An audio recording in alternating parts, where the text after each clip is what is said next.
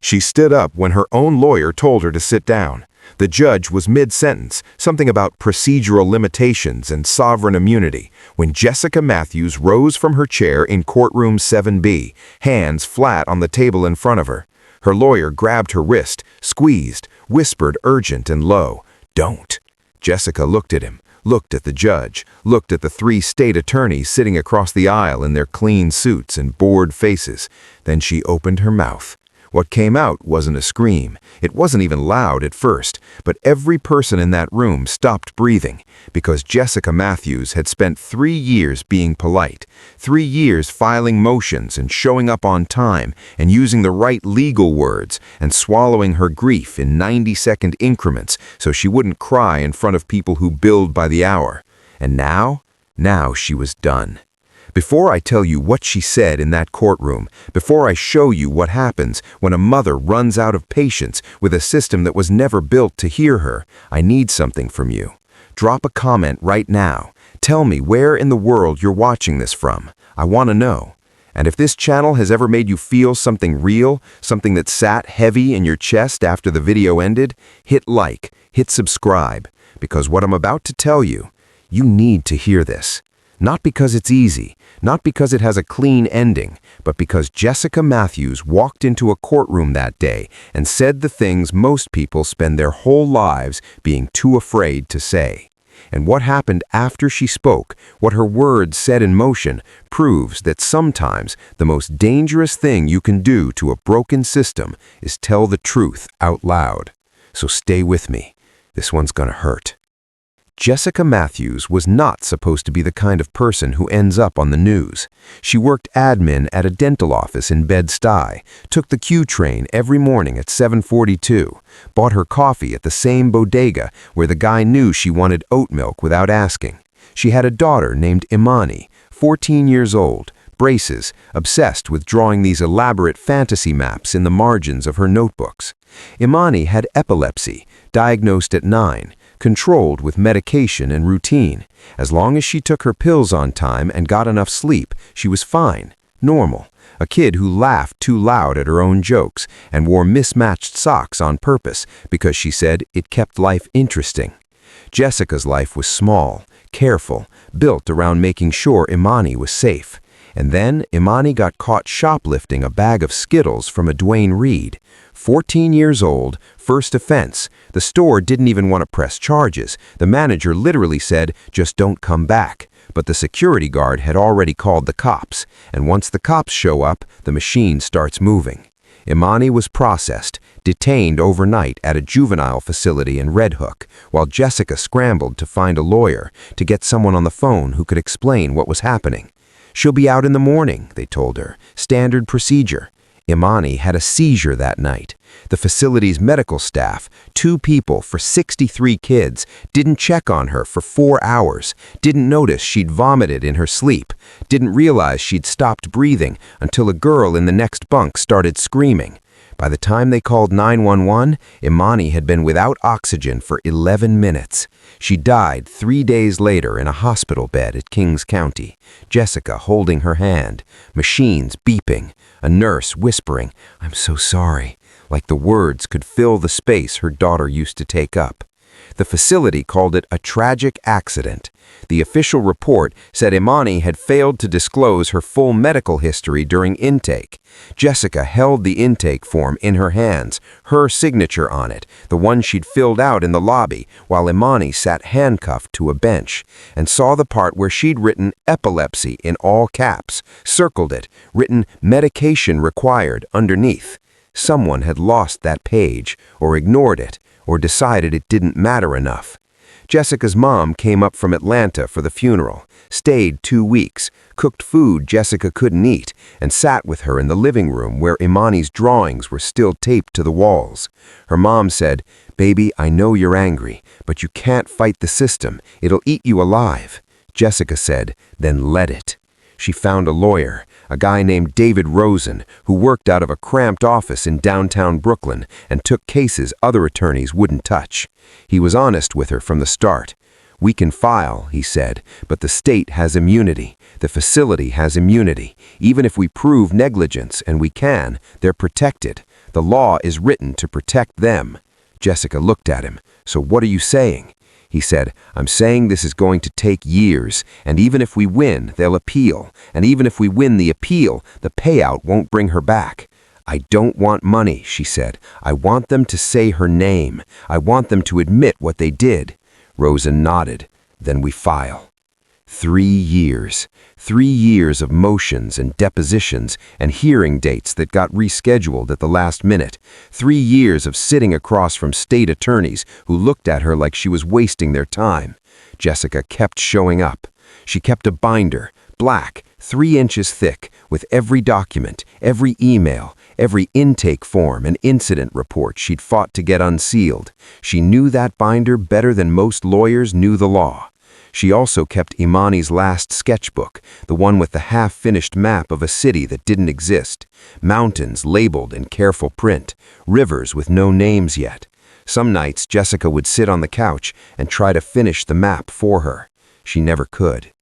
David Rosen was a good lawyer, better than Jessica could afford. He worked the case for a fraction of his normal rate because, he told her once, late at night in his office, his sister died in a hospital that missed a blood clot. He understood what it felt like to watch people in charge shrug at a preventable death. But even Rosen had limits. By year 2, he'd filed 17 motions, 14 were denied. By year 3, he looked tired in a way that scared Jessica. "They're not going to let us win," he said. "You know that, right?" Jessica knew. She kept showing up anyway. The final hearing was set for November 14th. Courtroom 7B, Judge William Henning presiding, the same judge who'd ruled against them in every prior motion, the same judge who'd called Jessica's evidence emotionally charged but legally insufficient. Rosen told her the night before, "He's going to dismiss, I'm almost certain." Jessica nodded. She'd already known. You don't spend 3 years in a system without learning to read the room. "So what do we do?" she asked. Rosen looked at her. "We show up, we make our case, and we hope he surprises us." He didn't. Judge Henning walked into the courtroom at 9:07 a.m. looking like a man who'd already made up his mind. He sat, adjusted his glasses, glanced at the docket like he was skimming a grocery list.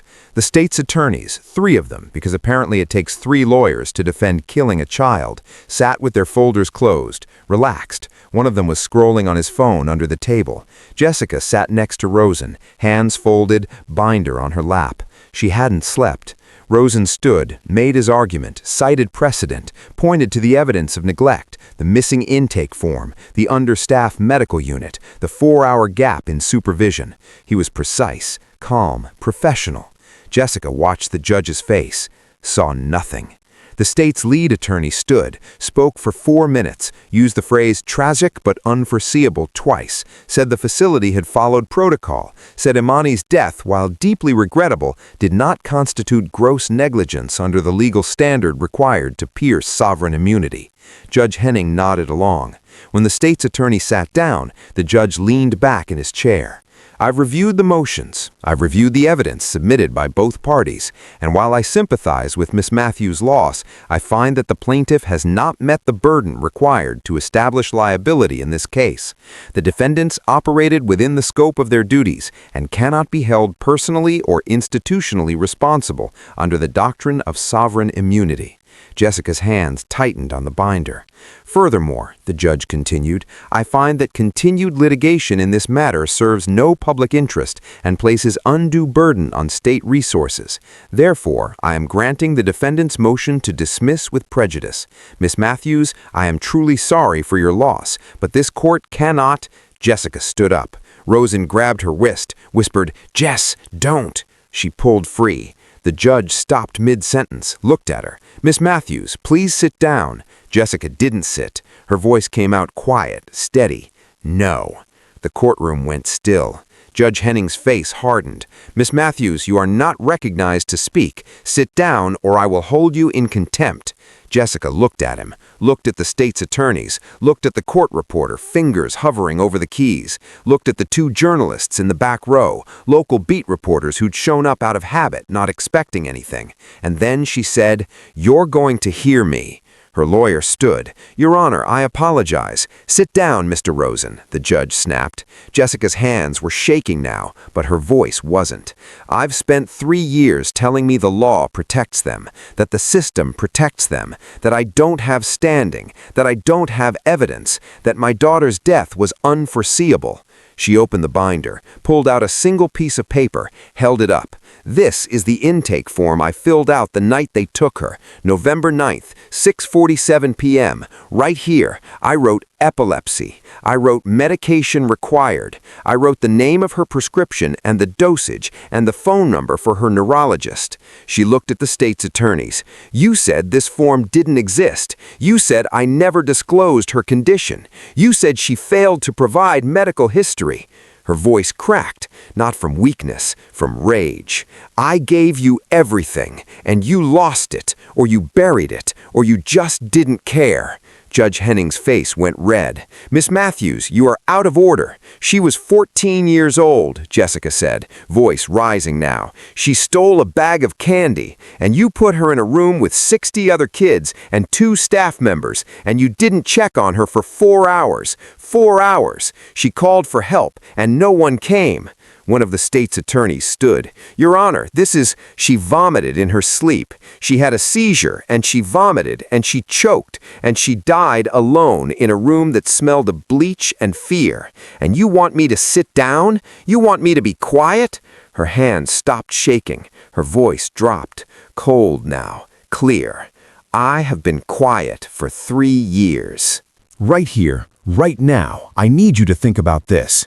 If you were Jessica Matthews, standing in that courtroom, holding that piece of paper, knowing the judge is about to shut you down, what would you do? Sit down and let them dismiss your child's death as a regrettable accident? Or keep talking, even if it means contempt of court, even if it means security dragging you out, even if it means burning every bridge you have left? Put it in the comments. I'm reading every single one. And if you haven't subscribed yet, do it now, because the next part of this story, it changes everything. What Jessica said next didn't just expose the people in that courtroom. It exposed a system that had been hiding behind immunity and bureaucracy and polite legal language for decades. And once her words left that room, they couldn't be taken back. Judge Henning slammed his gavel. "Ms. Matthews, you are in contempt. Bailiff!" Her name was Imani Matthews. Jessica's voice cut through the room like glass. "Say it." The bailiff stopped halfway across the floor. The judge stared at her. "Say her name." Jessica turned to face the state's attorneys, all 3 of them. The one who'd been on his phone was sitting up straight now, face pale. "You've spent 3 years calling her the decedent, the minor in question, the juvenile subject, like she was a case number, like she wasn't a person."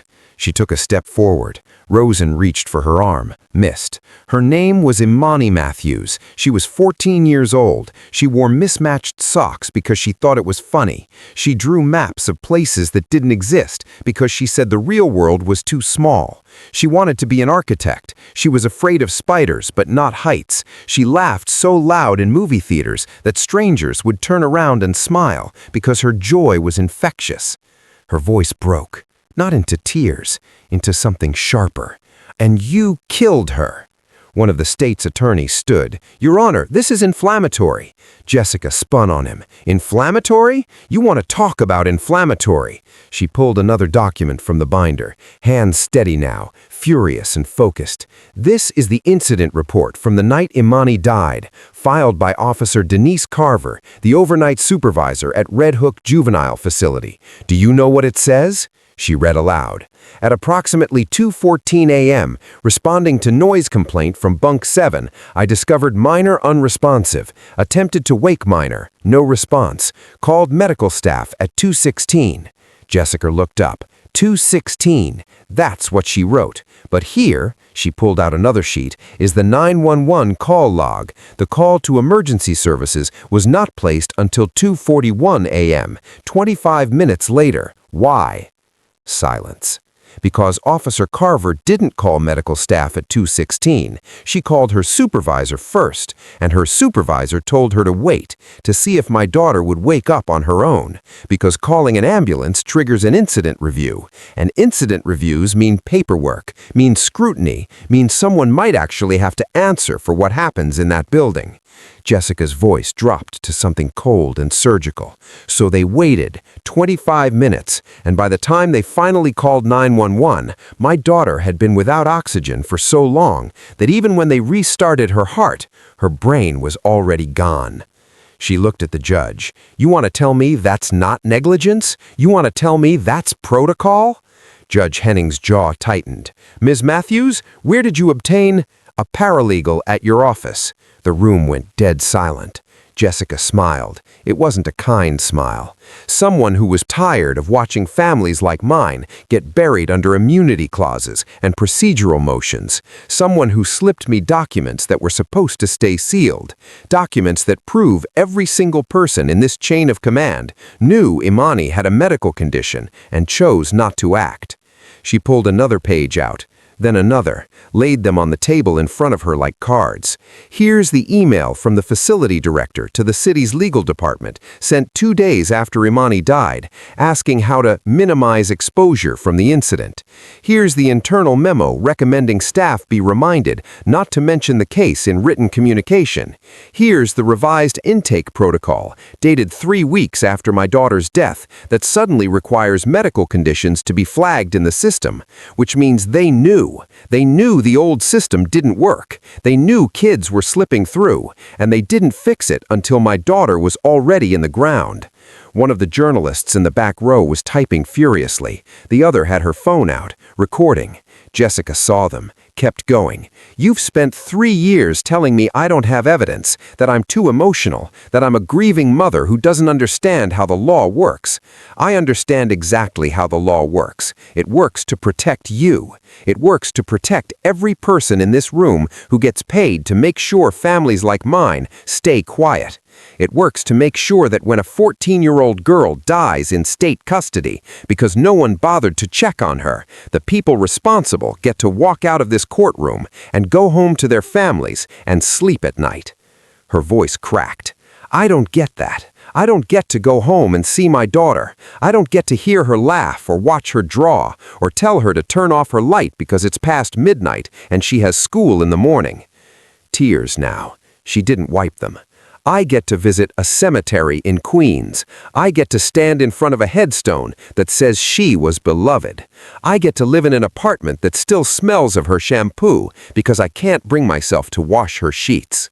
Her voice steadied. "So no, I will not sit down, I will not be quiet, and I will not let you dismiss this case and pretend my daughter didn't matter."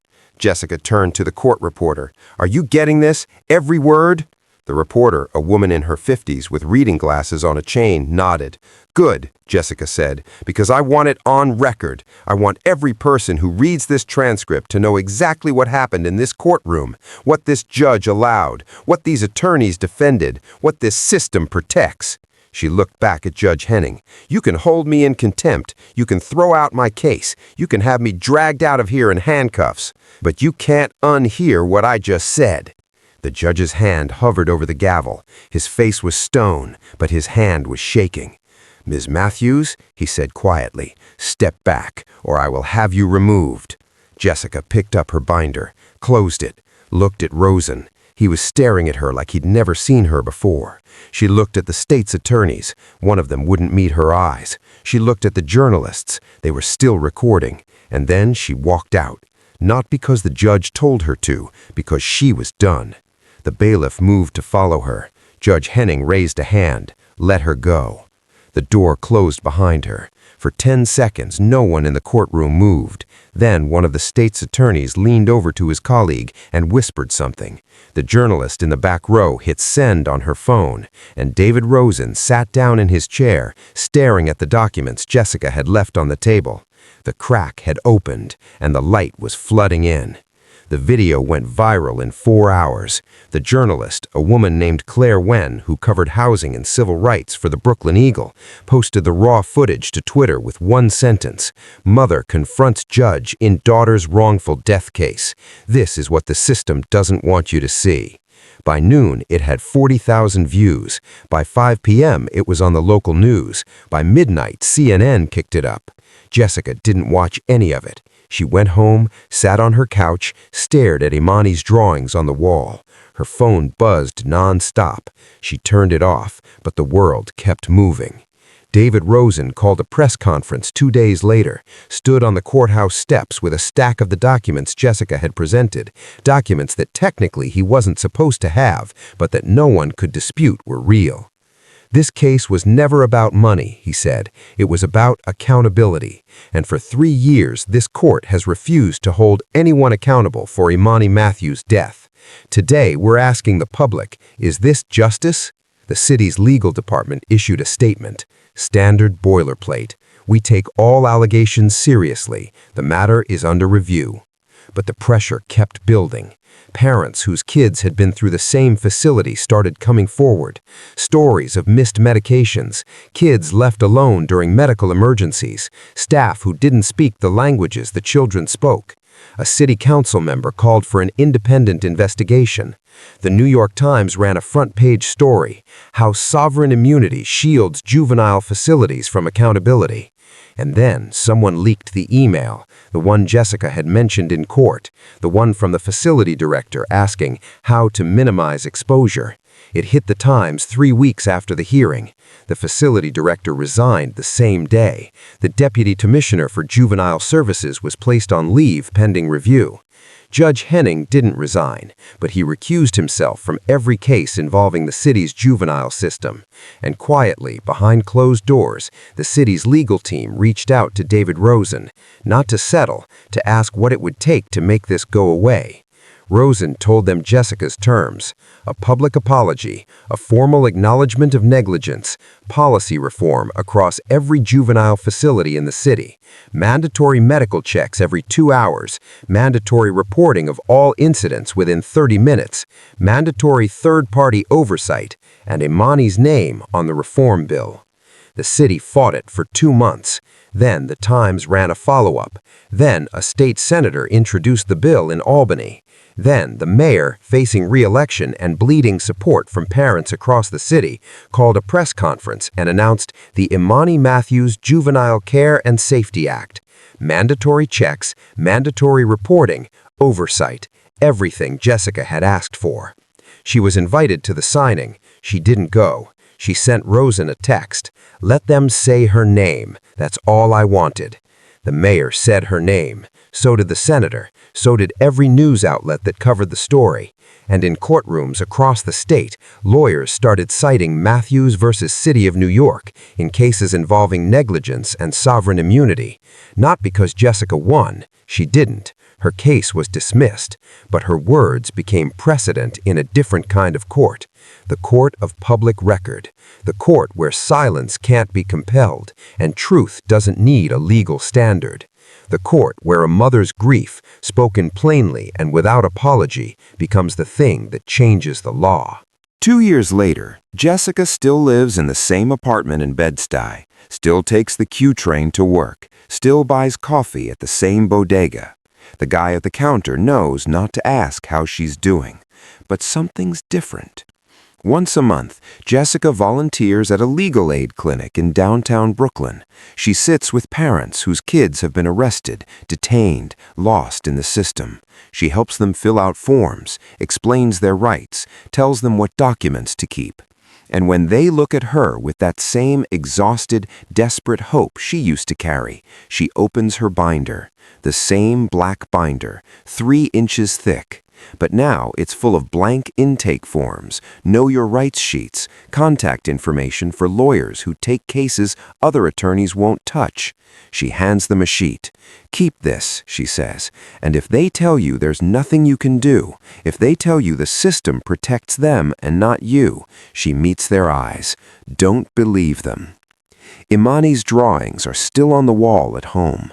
Jessica never finished the map, but last month she framed a last page, mountains labeled in careful print, rivers with no names, and donated it to the Brooklyn Public Library.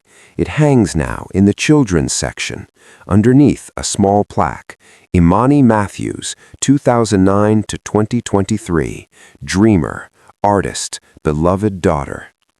Jessica visits the cemetery in Queens every Sunday, brings flowers, sits on the grass, talks to her daughter about the week, about the parents she helped, about the small ways the world is different now because Imani's name is written into law.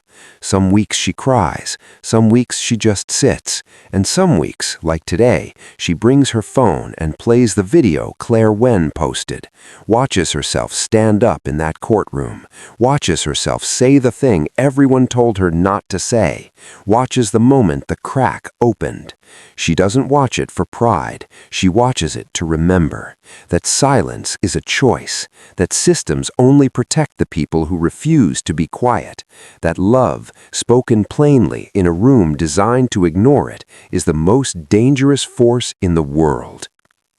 Jessica turns off her phone, stands, brushes the grass off her jeans, and walks back to the Q train.